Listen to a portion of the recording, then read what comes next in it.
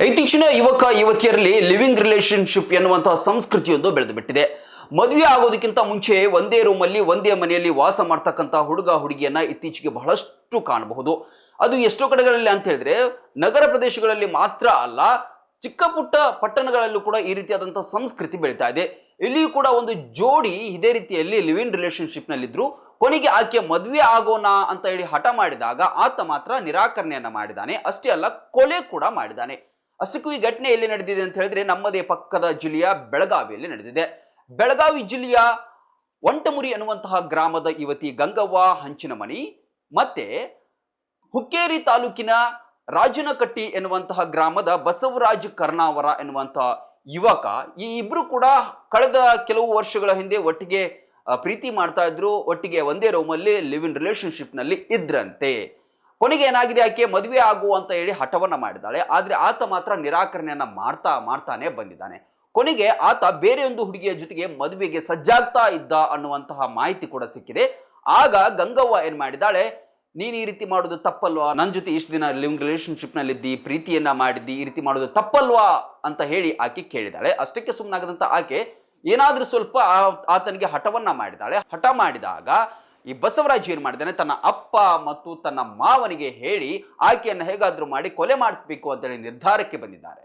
ನಿರ್ಧಾರಕ್ಕೆ ಬಂದಾಗ ಎಲ್ಲೋ ಒಂದ್ ಕಡೆ ಮೀಟ್ ಆಗಿದ್ದಾರೆ ಅಥವಾ ಮಾತನಾಡಿಸ್ತಕ್ಕಂಥ ಕರೆದಿರಬಹುದು.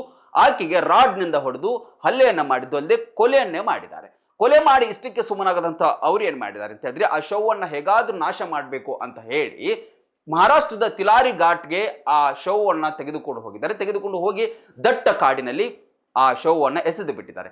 ಕೆಲವು ದಿನಗಳ ಕಾಲ ಇದು ಯಾರಿಗೂ ಕೂಡ ಗೊತ್ತಾಗಿಲ್ಲ. ಆಮೇಲೆ ಕಾಣೆಯಾದಂತಹ ಒಂದು ದೂರು ಏನು ದಾಖಲಾಗುತ್ತೆ. ಆಗ ಪೊಲೀಸರು ತನಿಖೆಗೆ ಇಳಿತಾರೆ. ತನಿಖೆಗೆ ಇಳಿದಾದ್ಮೇಲೆ ತಿಲಾರಿ ಘಾಟ್ನಲ್ಲಿ ಕೂಡ ಸ್ಥಳೀಯರು ಒಂದು ಅಪರಿಚಿತ ಶವವನ್ನು ಕೂಡ ಗಮನಿಸ್ತಾರೆ. ಆಗಲೇ ಅದು ಏನಾಗಿರುತ್ತೆ ಅಂತ ಹೇಳಿದ್ರೆ ಕೊಳೆತು ಕೂಡ ಹೋಗಿರುತ್ತೆ. ಹಾಗಾಗಿ ಕೊಳೆತ ಸ್ಥಿತಿಯಲ್ಲಿದ್ದಂತಹ ಆ ಶವವನ್ನ ಪೊಲೀಸರು ಮರಣೋತ್ತರ ಪರೀಕ್ಷೆಯನ್ನು ಕೂಡ ನಡೆಸಿದ್ದು ಅಲ್ಲದೆ ಆ ಶವವನ್ನ ಅಂತ್ಯ ಸಂಸ್ಕಾರ ಮಾಡಿ ಬಿಟ್ಟಿರ್ತಾರೆ. ಆದ್ರೆ ಪೊಲೀಸರಿಗೆ ಸಿಸಿಟಿವಿಗಳು ಇಲ್ಲಿ ಸುಳಿವು ನೀಡುತ್ತೆ. ಏನಂತ ಹೇಳಿದ್ರೆ, ಅವರೆಲ್ಲಿ ಹೆದ್ದಾರಿಯಲ್ಲಿ ಹೋಗಿದ್ದಾರೆ ಅಥವಾ ಎಲ್ಲಿ ಟೋಲ್ ಪ್ಲಾಜಾದಲ್ಲಿ ಅವರು ಪಾಸ್ ಆಗಿದ್ದಾರೆ, ಆ ಎಲ್ಲ ಗಾಡಿಗಳನ್ನ ಚೆಕ್ ಮಾಡಿದಾಗ ಒಂದು ಕಾರಿನಲ್ಲಿ ಆ ಒಂದು ಮಹಿಳೆ ಕುಳಿತುಕೊಂಡಂತಹ ಒಂದು ದೃಶ್ಯ ಕಾಣುತ್ತೆ. ಆ ಜಾಡನ್ನ ಹಿಡಿದಂತಹ ಪೊಲೀಸರು ಆ ಕಾರಿನ ನಂಬರ್ನ ಕೂಡ ತನಿಖೆಯನ್ನ ಮಾಡಿ ಕೊನೆಗೆ ಈ ಬಸವರಾಜ್ ಮತ್ತು ಅವರ ಅಪ್ಪ ಮತ್ತೆ ಅವರ ಮಾವನನ್ನ ಇದೀಗ ಬಂಧನ ಮಾಡಿದ್ದಾರೆ. ಒಟ್ನಲ್ಲಿ ಸ್ವಲ್ಪ ಹದಿಹರಿಯದ ವಯಸ್ಸಿನಲ್ಲಿ ನಾವು ಏನ್ ಮಾಡ್ತಾ ಇದ್ದೇವೆ, ಯಾರ ಜೊತೆ ಹೋಗ್ತಾ ಇದ್ದೇವೆ, ಪ್ರೀತಿ ಪ್ರೇಮ ಅನ್ನೋ ವ್ಯಾಮೋಹದಲ್ಲಿ ಈ ರೀತಿ ಮುಳುಗಿದ್ರೆ ಇಂತಹ ಅನೇಕ ಘಟನೆಗಳು ಕೂಡ ಇವತ್ತು ಸಮಾಜದಲ್ಲಿ ಕಾಣ್ತಾ ಇದೆ. ಸ್ವಲ್ಪ ಯುವತಿಯರು ಇದರ ಬಗ್ಗೆ ಎಚ್ಚರ ವಹಿಸಿ.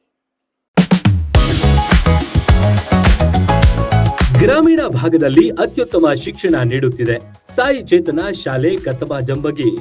ನರ್ಸರಿಯಿಂದ 5ನೇ ತರಗತಿ ತನಕ ಇರುವ ನಮ್ಮ ಶಾಲೆಯಲ್ಲಿ ನುರಿತ ಬೋಧಕರು, ಸ್ಮಾರ್ಟ್ ಕ್ಲಾಸ್, ವಿಶಾಲವಾದ ಆಟದ ಮೈದಾನ, ಪೂರ್ವ ಪ್ರಾಥಮಿಕ ಮತ್ತು ಪ್ರಾಥಮಿಕ ತರಗತಿ ಮಕ್ಕಳಿಗೆ ಪ್ರತ್ಯೇಕ ಕೊಠಡಿ, ಶಾಲಾ ವಾಹನ, ಮಕ್ಕಳ ಸುರಕ್ಷತೆಗೆ ಹೆಚ್ಚಿನ ಒತ್ತು ಕೊಡ್ತೇವೆ. ವಸತಿ ಶಾಲೆಗಳು ನಡೆಸುವ ಸ್ಪರ್ಧಾತ್ಮಕ ಪರೀಕ್ಷೆಗೆ ಉಚಿತ ಕೋಚಿಂಗ್, ಪಠ್ಯೇತರ ಚಟುವಟಿಕೆಗಳಿಗೂ ಒತ್ತು ನೀಡುತ್ತೇವೆ.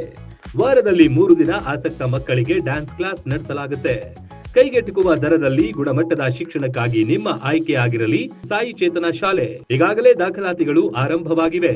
ಶೀಘ್ರವೇ ಭೇಟಿ ನೀಡಿ.